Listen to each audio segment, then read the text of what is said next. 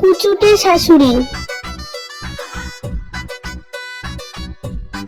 কিরে মোনা, আরে মোনা দেখ চলে এসেছি। কই রে তুই? কিন্তু না, তুমি চলে এসেছো?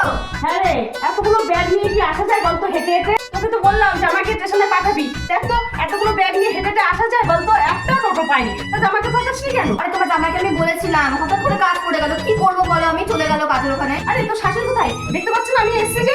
মহিলাটার কথা বাদ দাও তো, এক নম্বরে কুচুটি। ঠিক আছে, তুমি বলছো যখন, আমি তাহলে ডাকছি। মা, ও মা, দেখো আমার মা এসছে। হ্যাঁ এই তো। উমা, আপনি দেখছি আবার চলে এসেছেন। তা কয়দিনের জন্য এইবার? আপনি মশাই তো খুব আছেন। এই তো এলাম। এখন তো ভালো করে পায়ে রাখতে পারলাম না আপনার বাড়িতে, এখনই আপনি যাওয়ার কথা বলছেন। আপনি তো 3 দিন আগেই এসেছিলেন, আবার এর মধ্যে চলে আসলেন। লাজ লজ্জার কি মাথা খেয়েছেন? 2-3 দিন বাদে বাদে দেখি জামাই বাড়িতে চলেই আসেন। মা, আপনি আমার কথা কেন বলছেন আমার মাকে? আমি তো আমার মাকে ছাড়া থাকতে পারি না, এই জন্য তো মা আসে। আমার নেকু বাচ্চা, মাকে না ছাড়া থাকতে পারি না। তাহলে বিয়ে করেছিলেন কিসের জন্য? তোমার মাকে বলতে তোমাকে শোকেসে যেন পুরে রাখতো। প্রত্যেকদিন তোমার মা ওই শোকেস খুলে শুধু তোমাকে দেখতো। আরে ছাড় তো মনে, চল ঘরে চল। তোর শাশুড়ির না বয়স হয়ে গেছে, তাই ভুলভাল বকছি। চল ঘরে চল। ব্যাগ নে। চলো চলো চলো, আসো তো। পানটা মনে হয় ভাত দিয়ে খেয়ে এসছে। 2 দিন বাদে বাদে জামাই বাড়িতে চলে আসে, অন্য লাজ লজ্জা নেই। শোন না, তোর বিয়ের সময় অনেক টাকা ঋণ করেছি, অনেকগুলো সোনা বয়ন্দক দিয়েছি।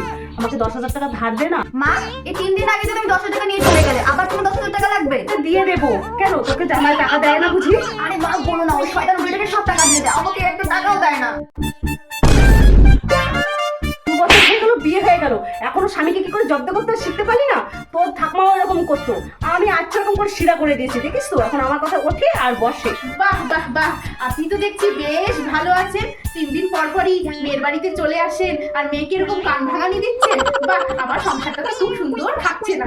আপনার যখন থেকে এই বাড়িতে পা পড়েছে তখন থেকে আপনার মেয়ে আমার হাতে হাতে একটাও কাজ করে দেয় না। আগে আপনার মেয়ে পারতো না ঠিকই কাজ, কিন্তু আমার সাথে করার একদম চেষ্টা করতো কাজগুলো। আর যবে থেকে আপনি ওর কানের মধ্যে খুশমন্তর দিয়েছে তখন থেকে একদম বলি পাল্টে গেছে। বাহ বাহ, এত সুন্দর করে আপনার মেয়ের সংসারটা আপনি খাচ্ছেন না। যাই, ভালোভাবে থাকিস। আর আমি যেটা বললাম সেটা একটু ভেবে দেখিস, বুঝতে পারলি? ঠিক আছে, ভালোভাবে থাকিস।